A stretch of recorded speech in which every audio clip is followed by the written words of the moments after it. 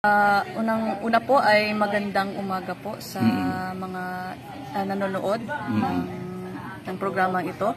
Ngayong umaga ay nagbisita yung mga kabataan galing sa simbahan ng LDS. At ako po ay nagpapasalamat in behalf sa Battalion Commander ng 34th IB na si Lieutenant Colonel Batinay. Kami po ay lubos na nagpapasalamat sa kabataan ng simbahan ng LDS dahil kami po ay nakapagbahagi ng regarding sa roles ng Philippine Army sa komunidad at the same time ay na-inspire po namin sila.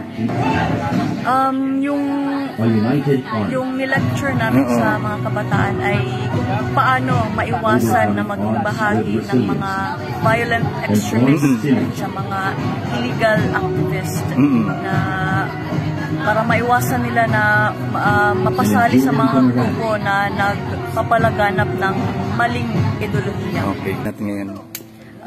Gusto ko lang ipaabot na sa lahat ng kabataan, sabi nga ni Jose Rizal na ang kabataan ay ang pag-asa ng bayan. So, mensahe ko po na iwasan nila na mapasali sa mga grupo na mag-resulta na mapunta sila sa maling.